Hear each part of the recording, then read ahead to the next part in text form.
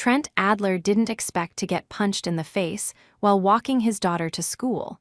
But life as a single dad rarely gave him the luxury of predictable mornings. "Daddy, the lady's purse," Olivia shouted, pointing at the sidewalk ahead. Trent's eyes snapped toward a woman struggling with a man yanking her handbag. She was dressed in a sleek beige coat and heels that didn't belong on cracked pavement, but her wide, terrified eyes said it all. She wasn't from this side of town. "Stay here, Liv," Trent told his daughter firmly, pushing her gently behind the bench at the corner. Then he ran. The thief jerked the bag free from the woman's shoulder just as Trent reached them. Without thinking, Trent grabbed the guy's arm and yanked him back.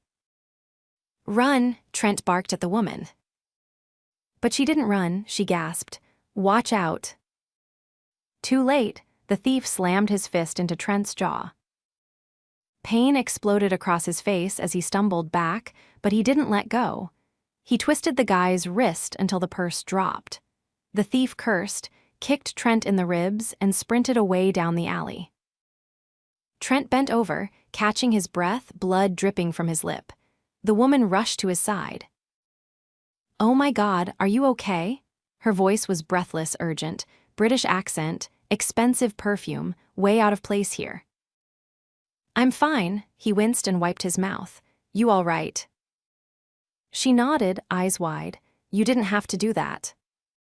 Couldn't let him get away with it. Trent stood upright, jaw aching. "You're lucky he didn't have a weapon." "I thank you, really." She looked down at her purse in disbelief. "You didn't even hesitate." "I've got a kid," he said, pointing to where Olivia peeked cautiously from behind the bench. "Wouldn't want her to think we just walk past people getting hurt." The woman followed his gaze. "That's your daughter." "Yeah, Olivia, she's 6, and late for school now." "I'll drive you," she said immediately. He raised a brow. "No offense, lady, but I just met you, and you almost got mugged 5 minutes ago." She laughed, surprised by herself maybe. "Fair, but I owe you." "You don't owe me anything," Trent said. "Just glad you're safe." At that, her expression shifted. Something soft entered her eyes. "At least let me buy you a coffee." He hesitated. "I've got work." "I'll make it quick, please." Trent sighed. Olivia tugged his sleeve. "Daddy, I want a muffin." He looked between his daughter and the woman. She didn't look like she belonged on his side of town, or even in this city at all, but there was something genuine in her eyes. Not stuck up, not fake, just grateful. "All right," Trent said. "One coffee." "Thank you, I'm Fallen Ellery." "Trent Adler." She extended a hand. He shook it, then led Olivia down the street. Fallen walked beside them, her heels clicking on the pavement, her coat flapping slightly in the breeze. At the corner cafe, Fallen paid for everything before Trent could argue 2 muffins, a coffee, and a hot chocolate. "I wasn't kidding about it being quick," he said, glancing at the clock. "I've got a job site to get to." "You're in construction." "Handyman, mostly apartments and small businesses. Fixing stuff no one else wants to." Fallen stirred her coffee with a tiny wooden stick. "You're brave." "I just didn't want my kid seeing someone get hurt and thinking that's normal." "I meant your face," she said, eyeing the swelling on his jaw. He grinned. "Well, yeah, that too." Olivia leaned toward Fallen. "You're really pretty. Are you a princess?" Trent choked on his coffee. Fallen laughed softly. "Not quite, but thank you, sweetheart." They only stayed 15 minutes before Trent had to go. Fallen scribbled something on a napkin and handed it to him. "In case you ever, I don't know, need help with anything or more coffee." He took it reluctantly. "Thanks." She crouched to Olivia's level. "You have a very brave daddy." "I know," Olivia said proudly. Trent took her hand. "Come on, Liv." Fallen watched them walk away, her expression unreadable. What Trent didn't know, what he couldn't have known, was that Fallon wasn't just some woman in a fancy coat. She was the sole heir to Ellery & Co., a luxury real estate empire based out of London, worth over $80 million. She'd been in town to scout a development deal. And now, she couldn't stop thinking about the man who'd taken a punch to protect her. 2 days later, she showed up at the apartment Trent was repairing. He was on a ladder, replacing a busted light fixture, when he heard the knock. "Doors open," he called. Fallon stepped inside, heels clicking. Trent blinked. "You again." "You didn't call." "I didn't need anything." She smiled. "I did." He climbed down the ladder. "You all right?" "Yes, but I wanted to see how your jaw was." He rubbed it, still sore. She pulled a small white box from her bag. "I brought you something." Inside was a sleek ice pack, shaped to fit the jawline. "Fancy," he muttered, eyebrows raised. "And this," she handed him a small envelope. Inside was a gift card for a high-end spa. "For the pain." "I can't accept this." "You already did," she said, "and I don't take no for an answer." He looked at her. "You always this stubborn." "You have no idea." Trent didn't trust easily, not anymore. But something about Fallon felt different. She was elegant, sure, but she didn't act like she was better than anyone. And she kept showing up, looking at him like he was more than just a handyman with a kid and a busted truck. "You really don't have to do all this," he said quietly. "I know," she met his eyes, "but I want to." He didn't know what to say to that. Fallon smiled again. "Come to dinner with me." "Like a date." "If you want it to be." He looked down at his dusty work boots. "Ain't used to women like you asking guys like me out." "Maybe I'm not like other women." He laughed. "Yeah, I'm starting to figure that out." And just like that, something shifted between them. He didn't know she was a millionaire. But she already knew she was falling for him. Rain battered the windshield as Trent pulled his truck into the narrow parking spot outside the small diner Fallon had chosen. He hadn't expected her to pick a place like this: tin roof, flickering neon sign, the kind of joint where the waitress knew your name and your coffee order by your second visit. But she had, and that's why he'd agreed. Olivia was at his sister's for the night, clutching her stuffed elephant and promising not to fall asleep until he got back. He'd spent longer than he wanted to admit debating which shirt didn't have paint stains, finally settling on the only one with all its buttons intact. When he walked in, Fallon was already there. She sat at a booth in the far corner, her coat draped beside her, hair swept into a loose twist that made her look like she belonged in a glossy magazine. But she didn't seem out of place. She was sipping from a chipped mug like it held imported tea instead of burnt coffee. "You came," she said as he slid into the seat across from her. "You said pie, didn't you?" "They make a good one," she replied, handing him a menu. He glanced at it, though he already knew what he'd order. "You surprise me." "How so?" "This isn't exactly fine dining." "I've had enough fine dining to last me a lifetime. I like places with character." He nodded slowly. "You always that hard to read?" "I don't try to be," she said, "but it's become a habit." A waitress with a tired smile came to take their order. Fallon asked for cherry pie and black coffee. Trent picked the same, though he hadn't had cherry anything in years. When they were alone again, she leaned her elbow on the table. "I was hoping you'd say yes." "To pie." "To seeing me again." He studied her carefully. "You always chase down guys who get in fistfights for you." "No, but then again, no one's ever done that for me before." He hesitated. "That's hard to believe." "It shouldn't be," she said, gaze softening.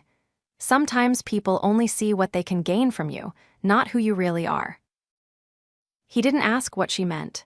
Instead, he said, "You don't seem like someone who gets ignored." She gave a short laugh. "That's the thing, I'm not ignored, I'm curated." He frowned. "What does that mean?" "It means people edit themselves around me. They act like I'm a checklist. Charm, flattery, ambition. But no one's ever looked at me and just said, 'You all right?' Not until you." He shifted, uncomfortable with the weight of her honesty. "I'm not great at pretending." "That's what I like about you." The waitress returned with steaming plates, the rich scent of warm cherries and sugar filling the air. Fallon pushed her fork into the crust, then paused. "I didn't plan to stay in this city long," she said. He looked up. "You leaving?" "I don't know yet. I was supposed to finalize a deal, fly back to London, and forget this place ever existed. And now I met someone who makes forgetting a lot harder than I expected." He didn't respond, not right away, because part of him wanted to believe her, and another part had been taught not to trust things that came too easy. "I don't want to mess with your life," she said. "I know you've got responsibilities."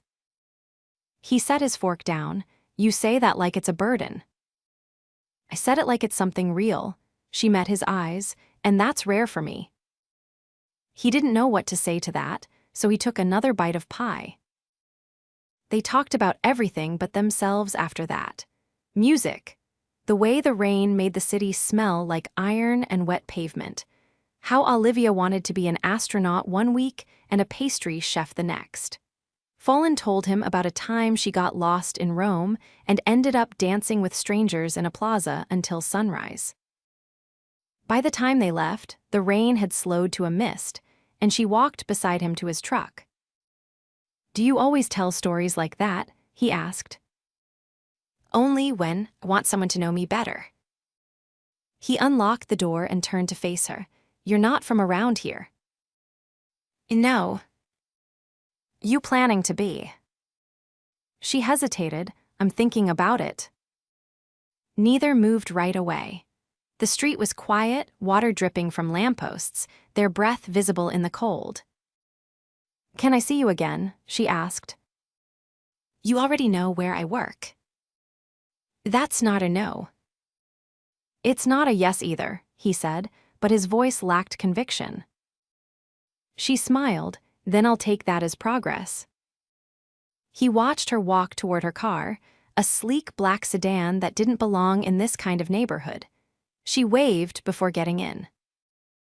He didn't wave back, but he didn't look away either. That night, lying on the couch with Olivia snoring softly in the next room, Trent pulled the napkin out of his wallet. Her number had faded at the edge, but the ink was still legible. He didn't call, but he didn't throw it away either. Trent balanced the heavy toolbox on one shoulder as he climbed the stairs of the old building off Maple Street. The landlord had called about a busted radiator and a flickering hallway light. Nothing glamorous, but it paid enough to cover Olivia's school books and a few overdue bills. At the top floor, he knocked. When the door swung open, he froze. Fallon. Not in heels or a tailored coat, but in navy joggers and a fitted sweatshirt, barefoot, her hair pulled back in a low knot. She looked younger like this. Unfiltered. Real. "You live here?" he asked, shifting the weight of the toolbox.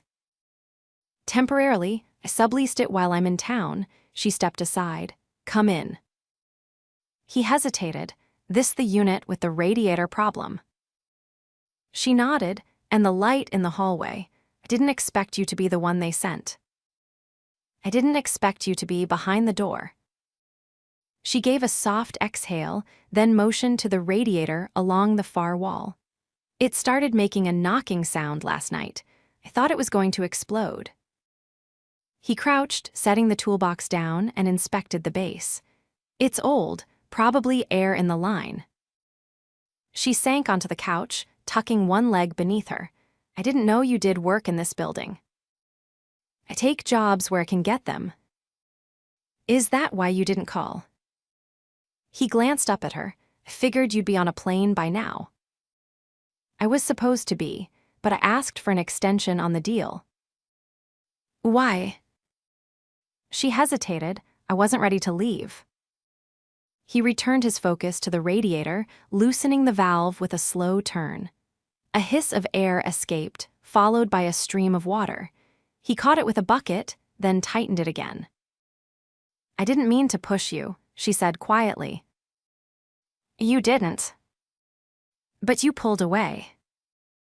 He stood, wiping his hands on a rag. I've got a kid. I don't bring people into her life unless I know they're staying. Fallen's voice softened. That's fair. He crossed to the window, testing the latch. And I'm not exactly in your world. I'm not asking you to be. He turned around. But that's the thing, Fallen. I don't even know what your world is.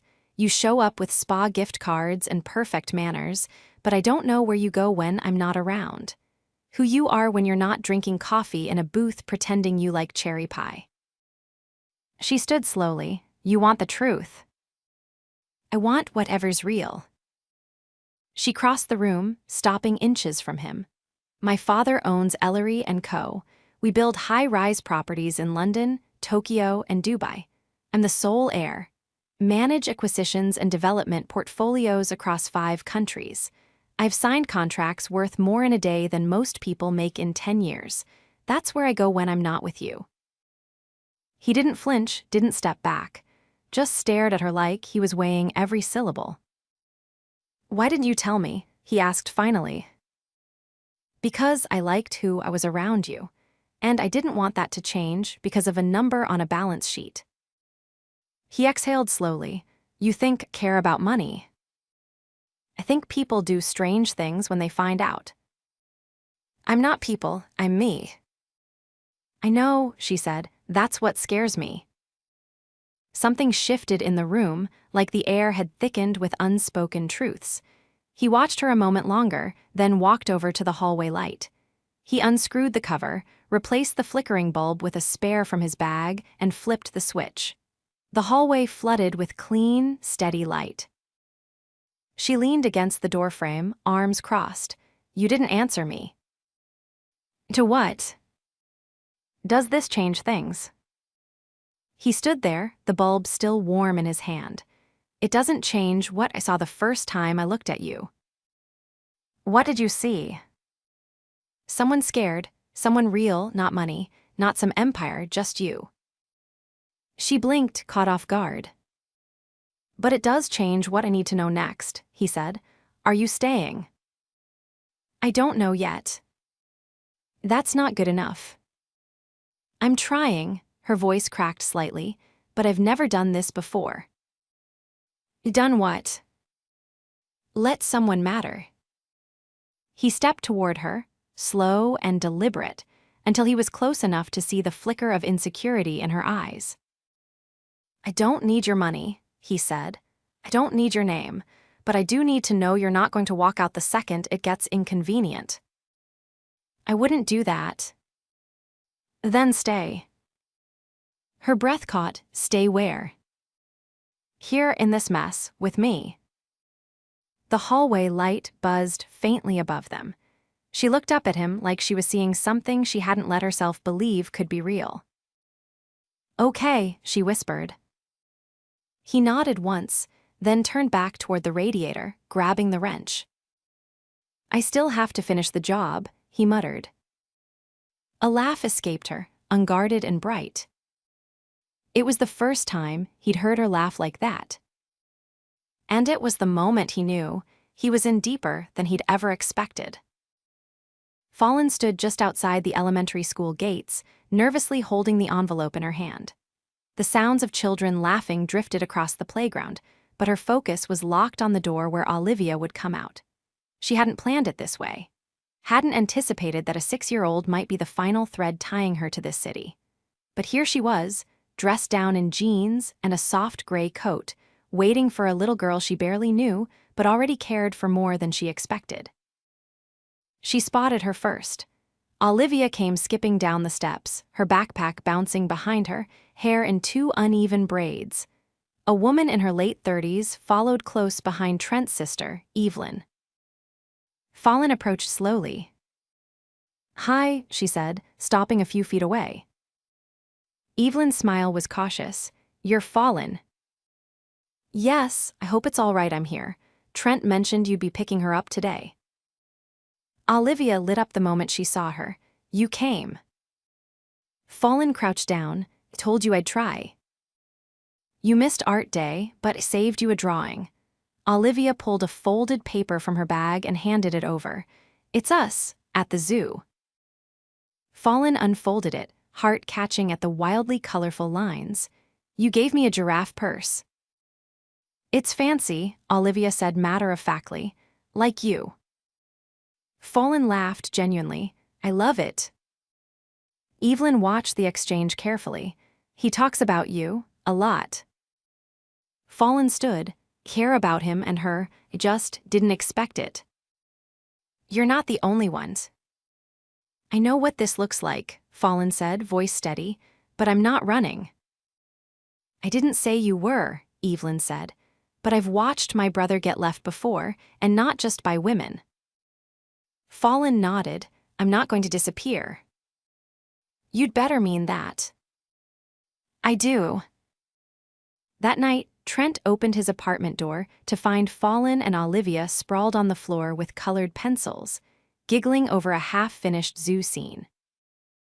"I thought I was picking her up," he said, stunned. "She insisted I come," Fallon replied. "So I did." Olivia held up the drawing. "We added you. You're feeding the lions." Trent crouched next to them. "That's either brave or really dumb." Fallon grinned. "We decided brave." Later, after Olivia had fallen asleep with her drawings taped proudly to the wall, Trent stepped out onto the fire escape with Fallon. The city was quiet at this hour, just the hum of cars and the occasional bark of a dog down the block. "She likes you," he said. "I like her." He looked at her. "You didn't have to come today." "I wanted to." She tucked her hands into her coat pockets. "I'm not good at halfway. If I'm in, I'm all in." He leaned against the railing. "That envelope in your hand earlier, what was it?" She hesitated, then reached into her bag and pulled it out. "I was going to give this to you weeks ago. It's an offer for you to do the renovations on 3 of my U.S. properties, full contracts, your own crew. To cover licensing and startup. It's yours if you want it." He didn't take it. "Why now?" "Because I don't want you to think I'm here out of guilt or fantasy. I see what you're capable of. I want to invest in that." He looked out over the city. "You're not trying to buy me." "No," she said. "I'm trying to believe in you the way you believed in me when I was just a woman on a sidewalk with a broken purse." He took the envelope finally, but didn't open it. "This changes things." "Only if you let it." "Will you still be here if I say no?" "Yes." He turned to her, really looked at her. "Then I might say yes." She stepped closer. "I have a place in London and one in L.A., and now, I think, I want one here too, not because it's good business, but because I want to build something that feels like home." He reached for her hand. "You think this could be that?" "I know it already is." A week later, they stood in front of a small storefront on a corner lot, nothing but brick and dust now, but Fallon saw potential. Trent saw a future. Inside, Olivia ran between rooms, claiming one as her office and another as her fortress. Trent turned to Fallon. "You really want to do this?" She smiled. "We already are." He kissed her, not tentative, not questioning, certain. Outside, the sign above the door hadn't changed yet. But soon it would read, "Adler and Ellery Renovations." And under that, in smaller print, family-owned, heart-built. Because from the moment Trent took that punch, something bigger had begun. Not just a romance, but a life. Together. Fallon stared at the whiteboard in Trent's new office, her heels abandoned by the door, her bare feet curled under her on the leather armchair. She was dressed in one of his oversized flannels, the sleeves rolled up to her elbows, as she scribbled floor plans with a dry erase marker. The space wasn't finished paint cans still lined the wall, the desk was made of plywood balanced on sawhorses, and Olivia's crayon drawings had already colonized the lower half of one wall, but it was theirs. Trent stepped in holding 2 mugs of coffee, one with a chipped handle. That's the third version of that layout. She took the mug, blowing on the surface. I know, can't decide if the open plan feels intentional or just lazy. It's a juice bar, not a museum. But it's our first public project under the new brand.